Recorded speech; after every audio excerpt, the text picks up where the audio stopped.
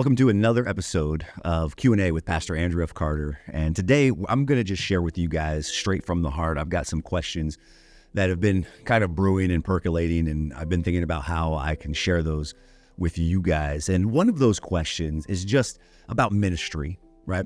How is ministry in Los Angeles? That was the question that was asked, because you have to think about when you're doing ministry in different parts of the world, there's going to be different challenges, there's going to be different obstacles. You have to approach it in different ways. And for me here in Los Angeles, it has been great because I feel like I'm a pastor for this city, especially the city of Inglewood. But I feel like God has uniquely qualified me and given me the gifts necessary and needed to be able to reach the people of this city. But some things that are a little challenging could be the fact that we deal with such a abundance of entertainment. So even in the city of Inglewood, we have the Rams Stadium, the SoFi Stadium, that also hosts the Los Angeles Chargers. Right across the street, we have the Intuit Dome that is being built that this year in 2024 will kick off the Los Angeles Clippers. I'm pretty sure in 2025 it is, or maybe 2026, we host an all-star game. We have a World Soccer Cup. We're hosting the Olympics, and we have another Super Bowl that we're hosting in our city. And that's not to mention the top names in entertainment when it comes to music, when it comes to award shows. All of those things are happening right here in our backyard. And so when you're trying to create a church and an atmosphere that's godly, you're also battling late nights, you're battling crowds that start later in the day, you're battling brunch. There's also a culture of church hopping. A lot of celebrities or A-listers go to different churches, and so many times people are going to churches only to be involved with those individuals, not necessarily for the word or for community. I feel like the commitment to church is somewhat shaky as well. There's a lot of people who talk about being a part of ministry, but when it comes down to it, they're not ready for that commitment, or they're waiting for something greater to come along. Like, I'll be there Sunday at 10, but then they get an invite to a rooftop brunch that starts at 10:30. And in their mind, that might just be the spot for them to rub shoulders with the new executive director of this movie they're trying to get on.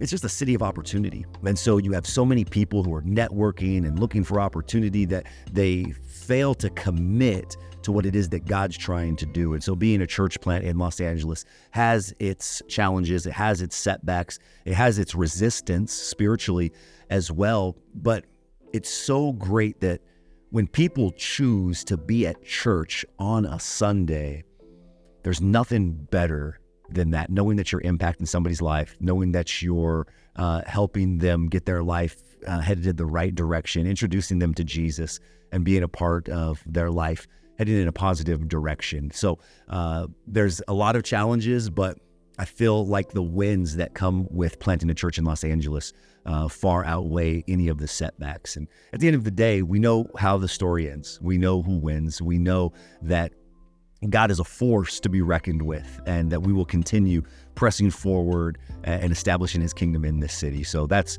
one of the questions that have been asked. I also, and lastly, think about what it would be like to plant a church in the Bible Belt, where, there's a church on every corner, and many times the congregations are in the 1,000, like the number of people who go are in the 1,000. And I just realized that I was made for a time such as this, for a city such as this. I don't know that if I started a ministry in the Bible Belt or in a city where it is a little bit more accepting of Jesus, that it would be as successful, because here is where the grace is, here is where the calling is, here is where the anointing and the Spirit of God has called me. So I only want to go where God has called me. And if it's in this season, in this city, then here I am. Send me, Lord. Use me as you see fit. And I just pray that he continues to grow the people, grow the church, and to grow our influence in this city.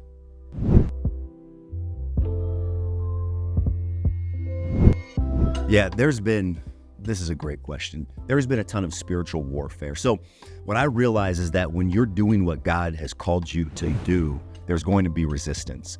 When I'm living a life that isn't making an impact, the devil doesn't care. The enemy doesn't care. He has me right where he wants me.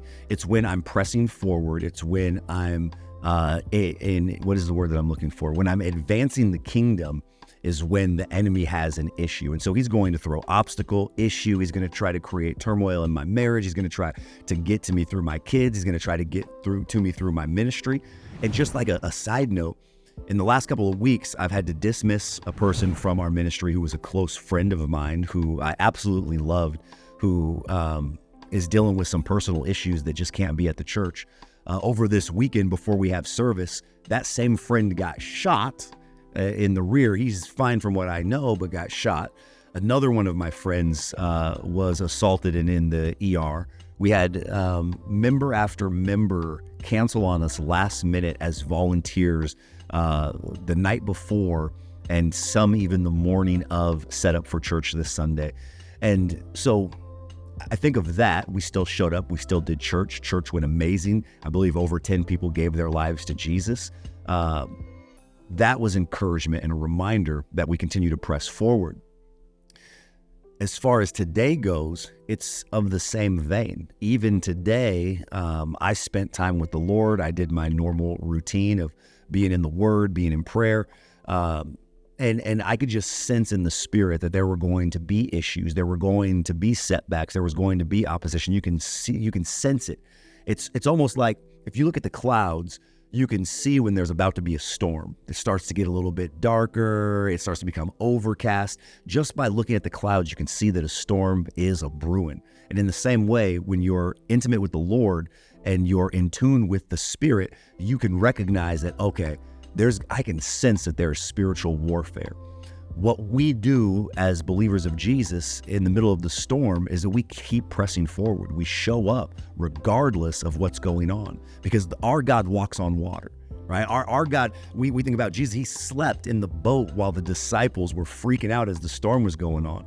He knows how it ends. And so my hope and my trust isn't in my circumstances being perfect and without issue. My hope and my trust are in Jesus. So I continue to show up and do what I'm called to do regardless of how I feel, because if I allow my feelings and emotions to dictate my actions, I'm never going to grow or become the man that God's called me to be.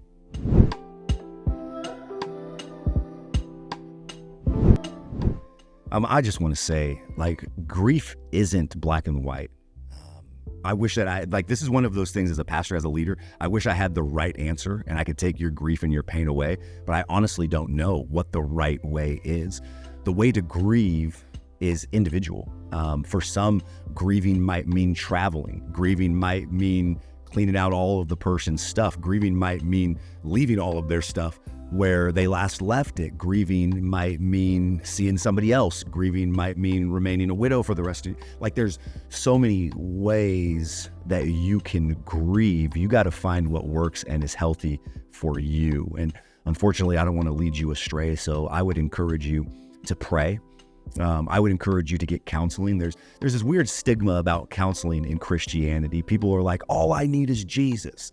And it's like, I think Jesus might have put a counselor in your path because that's who you should be talking to right now. Sometimes Jesus shows up as a counselor. And so I think it's important that you might go get some counseling. Christians are even weird about medication when it comes to depression or anxiety, right? I might be depressed, but there's a difference between me being depressed over a situation and clinical depression, where there's a chemical imbalance taking place in your mind that you might need medication for. And this is coming from somebody who grew up in a house where my mother was bipolar. She was manic depressive. She had suicidal tendencies. She was also addicted to drugs and tried to take care of her. She tried to self-medicate basically through drugs. And so I have a lot of experience with mental health. There was no just praying her depression away. My mom needed medication, and you could tell when she didn't take it. And so back to the grieving aspect, I never want to demonize counseling or medication or getting the actual help that you need. Can Jesus heal? 100%. Can Jesus comfort? Without a doubt. Can he miraculously deliver you from taking your medication? For sure. I absolutely believe that's the case. But I don't think that that's the case for every situation.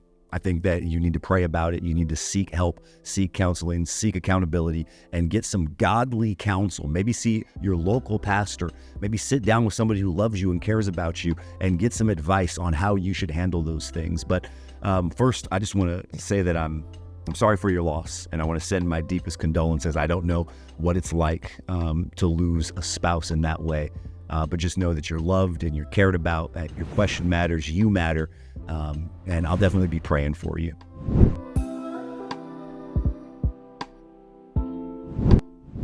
So the question of what do I wish I would have been taught during my teenage years, it would have to do with sex, for sure, because a little backstory, sex was normal in our house. It wasn't an off-topic situation. Pornography wasn't even frowned upon. So a rite of passage in our home and just in our family was pornography. When you were 13 years old, you were handed a magazine or a VHS tape back when you had to rewind your porn and sent off to the back room. They even joked about at 13 getting you a prostitute to go lose your virginity. And for me, I personally started having sex and doing sexual things at about 12 years old. It was looked at as okay where I was at. There were no repercussions. There were no punishment. There were no things like that. Many times I would have sex in my house and my mom would be in the house. She'd be downstairs. She knew that I had girls in my room. She knew that we were drinking and smoking pot. And this isn't to like belittle or shame my mom. My mom was doing the best she could with what she had. She's healed. She's delivered. She's clean and sober now. We have a great relationship. But I didn't realize the sanctity of sex. I didn't realize how pornography skews your understanding of sex and the way that you look at it, the way that you view women, the way that you treat women, the way that you sexualize women. I think that it really ruined a lot of my future relationships. I believe that the talk about sex and how it's a thing that God created to be explored inside the bounds of marriage. I didn't understand giving myself away to others, or the damage or the baggage or the insecurity or the hurt or the pain that it would create. And so that's one thing that I wish that I could have kept that. I could have kept my purity and gave it to my wife eventually without bringing all of these hang-ups and all of these other experiences into our marriage. And I think that that's something that I definitely want my kids to know more about. I definitely want them to have that understanding. And it's my prayer that they respect it and that they understand that it's not because God doesn't want us to have fun. God loves sex. He wants us to have sex. He wants us to have all the sex within the bounds of marriage. That's great. But he's putting it inside the bounds of marriage because it has the potential to destroy and to hurt and to harm and to create issue. And so God's never putting rules or boundaries for us because he doesn't want us to have fun. It's because he loves us and he created it and wants us to experience the fullness of his creation. So that would definitely be what I wish I would have known more about when I was younger.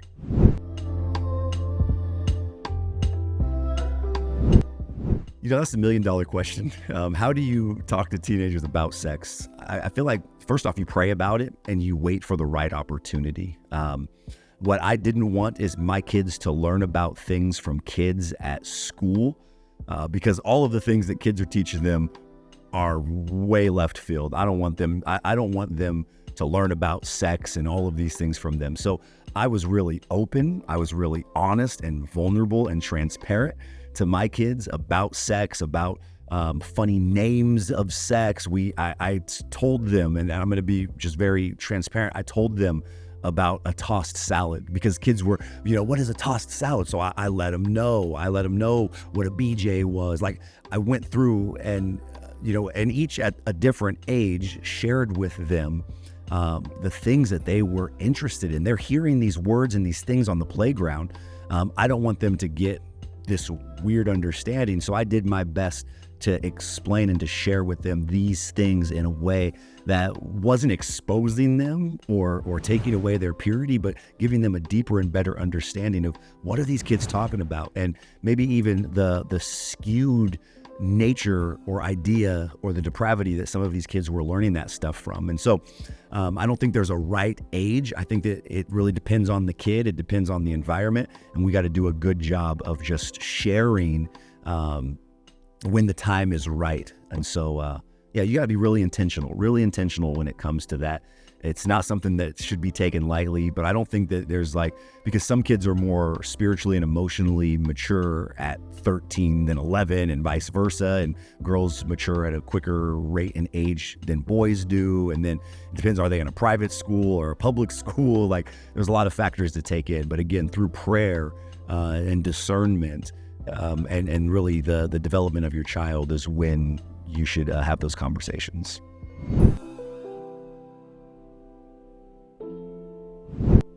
How do you talk to teenagers about pornography? Open and honest. I think first we have to share our testimony. So some people have a testimony about pornography. I was exposed to pornography at a very young age, finding it, looking at it. Where we lived, we'd go out in the woods and there were homeless camps. And in homeless camps, there's booze and porn all over the place. And so when they weren't there, we'd go in there and, raid the magazines, and we'd be looking at magazines at a very young age. And so I share my testimony, and then I share the destruction that it created and the issues in my mind and the way that it had me looking at sex. It had me all messed up when it came to sex and what women wanted, right? You have this picture of watching pornography and you're like, this is how you're supposed to do it. And you're like, whoa. Then you actually are with a woman, they're like, don't do that. That's not what I want you to do. So you talk to them openly, honestly, transparently. You share your story and you share scripture and let them know that it's not right, that it leads astray, that it's harmful, it has the potential to ruin your relationship, and it gives you an improper view of what God created sex to be. So we talk to them early, we talk to them often, and we create an atmosphere where there's no taboo, there's nothing that's too silly, or there's no dumb questions, because these kids are so advanced and have on their phone more access to things. We used to have to go steal magazines and watch a VHS. They can Google and look that stuff up on their phone in the blink of an eye. And I'm talking a wide variety. So we need to be proactive in meeting them where they are and taking the offense and having that conversation early. So thank you guys for watching another episode of Q&A with Pastor Andrew F. Carter. Nothing is off limits. I, again, am doing my best to share from my personal experience and from what I've learned with my walk with God. Do me a favor. Before you go, leave your questions in the comment section. I do my best to get to all of them. I can't promise that I will, but I'm doing my best. Leave your questions in the comment section and subscribe, click the notifications, and share this with at least one person that you know. You never know who might need to hear what it is that we're talking about. So until next time, I hope you guys have an amazing rest of your day, and we'll see you later.